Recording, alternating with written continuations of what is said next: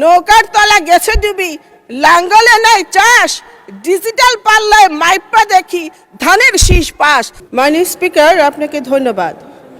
আমাদের আদর্শের জনক, স্বাধীনতার মহান ঘোষক, আত্মবিশ্বাসের দীপ্ত চেতনায় বলিয়ান, ৭১ যার প্রত্যয় দীপ্ত বলিষ্ঠ কণ্ঠস্বরে দেশবাসী শুনেছিল শেকল ভাঙ্গার গান। দূরদর্শী বিচক্ষণ মহান আমাদের প্রাণপ্রিয় নেতা শহীদ জিয়াউর রহমান। আমি শ্রদ্ধা ভরে আমার প্রিয় নেতাকে স্মরণ করছি। মাননীয় স্পিকার, আমার মতো অনেকের জীবন বদলে দেয়া নেত্রী, বৈষম্য বিরোধী আন্দোলনে ছাত্ররা তাদের ভাষায়, যিনি ১৭ বছরের আন্দোলনে সিম্বল অফ প্রোটেস্ট, মা মাটি মানুষের নেত্রী বেগম খালেদা জিয়াকে আমি শ্রদ্ধা ভরে স্মরণ করছি। আমরা ফেনীর মানুষ একটি স্লোগান দিতাম, ফেনীর মেয়ে খালেদা, গর্ব মোদের আলাদা। আমাদের সেই স্লোগান আকাশের তারায় মিশে গেছে। মাননীয় স্পিকার, মাননীয় প্রধানমন্ত্রীর প্রতি আমি কৃতজ্ঞতা প্রকাশ করছি। মাননীয় মহাসচিব সহ স্থায়ী কমিটির সকল সদস্যদের প্রতি আমি কৃতজ্ঞতা প্রকাশ করছি আমাকে এখানে আসার সুযোগ করে দেওয়ার জন্যে। মাননীয় স্পিকার, আমাদের অর্থমন্ত্রীর দিকে একটু তাকিয়ে দেখুন। আমাদের অর্থমন্ত্রী অনেক স্মার্ট, সময়টা অনেক খারাপ। এই খারাপ সময়ে আমাদের স্মার্ট অর্থমন্ত্রী, যোগ্য অর্থমন্ত্রী যেই বাজেট দিয়েছেন, আমাদের সুযোগ্য মহাসচিব বলেছেন এই বাজেট ক্রিয়েটিভ বাজেট। এই বাজেটকে নিয়ে অনেকে সমালোচনা করেছেন, আবার অনেকে বলেছেন বাজেট ভালো হয়েছে, কিন্তু বাস্তবায়ন করতে পারবেন তো? মাননীয় স্পিকার, এই সরকারের বয়স ৪ মাস, এখনও প্রশাসনের বিভিন্ন চেয়ারে আওয়ামী লীগের দোসর নয়, আওয়ামী লীগের নেতারা বসে আছে। তারা সরকারকে সহযোগিতা করছে না। এই দুষ্ট চক্রকে চেয়ারে বসিয়ে রেখে কতটুকু বাজেট বাস্তবায়ন করতে পারা যাবে ভেবে দেখার সময় হয়েছে। মাননীয় স্পিকার, মাননীয় স্পিকার, জাতীয় রাজস্ব বোর্ডের কর্মকর্তারা সরকারের রাজস্ব আদায়ের চেয়ে নিজের রাজস্ব আদায়ে বেশি ব্যস্ত থাকে। রাজস্ব বাড়াতে হলে রাজস্ব বোর্ডে সার্জিক্যাল অপারেশন প্রয়োজন। মাননীয় স্পিকার, মাননীয় স্পিকার, আপনার মনে আছে নির্বাচনের আগে একটি দল নির্বাচন না করার ষড়যন্ত্র হিসেবে পিআর বলে টিকটক করছিলেন? আমাদের প্রিয় নেতা সকল ষড়যন্ত্রকারীদের বীজ দাঁত ভেঙে দিয়ে যেইভাবে নির্বাচন আদায় করেছেন, ঠিক সেইভাবে সমালোচনাকারীদের মুখে কলপেটে দিয়ে এই বাজেট উনি বাস্তবায়ন করবেন ইনশাল্লাহ। মাননীয় স্পিকার, জাতীয় সংসদের বর্তমান বিরোধী দল জাতীয় পার্টির মতো মিও মার্কা বিরোধী দল নয়। চেয়ে দেখেন কেমন সাদা সাদা ঝকঝকা ফকফকা সত্যিকারের একটি বিরোধী দল। উনারা যখন বাজেট নিয়ে সমালোচনা করেন আমরা কিছু মনে করি না, কিন্তু উনারা যখন বলেন যে উনাদের ১৬৮ সিট পাওয়ার কথা ছিল, বিএনপি ইঞ্জিনিয়ারিং করে তাদেরকে ৬৮ সিট দিয়েছে, কথাটা সত্য নয়। আমি নির্বাচনের আগে ফেনীর এক নারী ভোটারকে জিজ্ঞেস করেছিলাম ভোটের কি অবস্থা।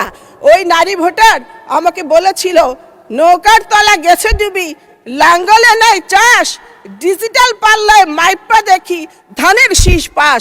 মাননীয় স্পিকার, আমাদের নেতা জনাব তারেক রহমানের উপর এদেশের মানুষের আস্থা এবং বিশ্বাসের কারণে আমাদের এই ভূমিধস বিজয়। মাননীয় স্পিকার, মাননীয় স্পিকার, নিত্য প্রয়োজনীয় দ্রব্যের উপর কর ছাড় দেওয়া হয়েছে।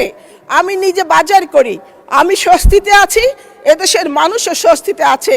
কিন্তু একটি কথা আছে, ব্যবসায়ীরা একবার দাম বাড়ালে এই দাম আর কমাতে চায় না। আজকে আমাদের কাছে ভোক্তাদের কাছে আপনার এই সুযোগ যদি দেওয়া হয় তাহলে এই বাজারকে জোর মনিটরিং করার আমি দাবি জানাচ্ছি, যাতে আমাদের মতো সাধারণ মানুষরা এই সুযোগটা পায়।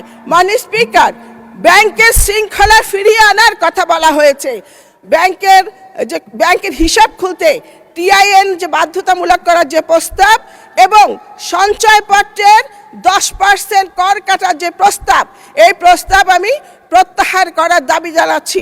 মাননীয় স্পিকার, কয়েকটি ব্যাংকের মালিক, ব্যাংক লুটেরা, ব্যাংক খেকো, ব্যাংক ডাকাত কয়েকটি ব্যাংক গিলে খেয়ে ফেলেছে। তারা গ্রাহকের টাকা লুট করেছে, লুট করে তারা বিদেশে আরামে আয়েশে জীবন যাপন করছে।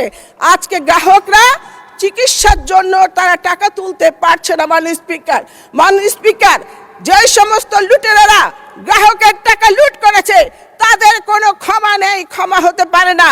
তাদের সম্পত্তি নিলামে বিক্রি করে গ্রাহকের টাকা গ্রাহকের হাতে ফিরিয়ে দেওয়ার দাবি জানাচ্ছি মাননীয় স্পিকার। 24 জুলাই আন্দোলনে আমাদের ফেনীর 11 জন জীবন দিয়েছে। তাদের পরিবার আমি এমপি হবার পর আমার সাথে এসে দেখা করে তারা পুলিশ প্রশাসন এবং আদালতের প্রতি ক্ষোভ প্রকাশ করে বলেছে পুলিশ প্রশাসন আসামিদের ধরছে না, আবার ধরলেও আদালত তাদের জামিন দিয়ে দিয়েছে। তারা আমাকে বলেছে আমরা আপনাদের কাছে কিছু চাই না, আমরা শুধু আমাদের সন্তান হত্যার বিচার চাই।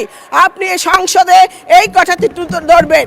মাননীয় স্পিকার, কিছুদিন আগে একটা আয়নাগর দেখলাম, সে আয়নাগরে একটা চেয়ার দেখলাম, সেখানে বিরোধী দলের নেতাদের ইলেকট্রিক।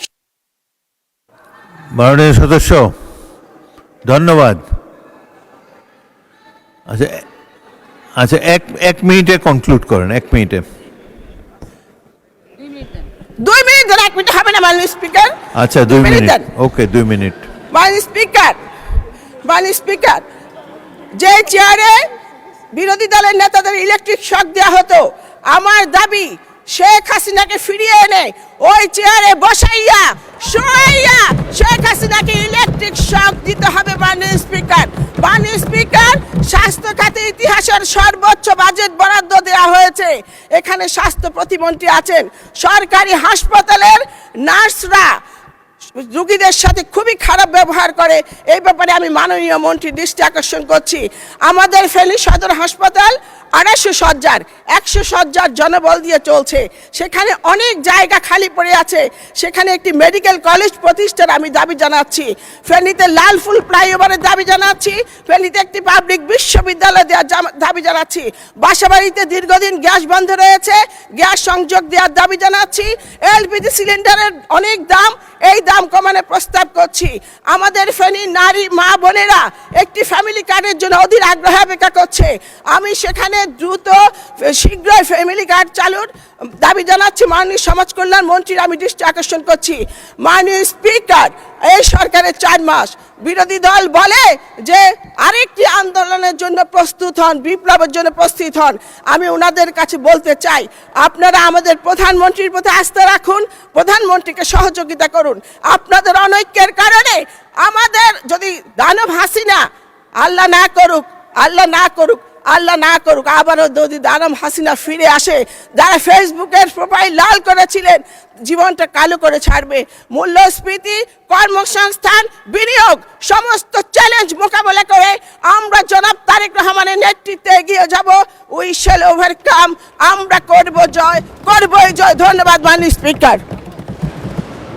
আপনার স্বপ্নগুলো আকাশ ছুবে প্রবাসীর হেলিকপ্টারের মাধ্যমে। বিয়ে, জন্মদিন অথবা যে কোনো বিশেষ প্রয়োজনে হেলিকপ্টার ভাড়া করতে যোগাযোগ করুন স্ক্রিনে দেয়া নাম্বারে। প্রবাসীর হেলিকপ্টার, নিরাপদ ও সাশ্রয়ী বাহনের বিশ্বস্ত নাম।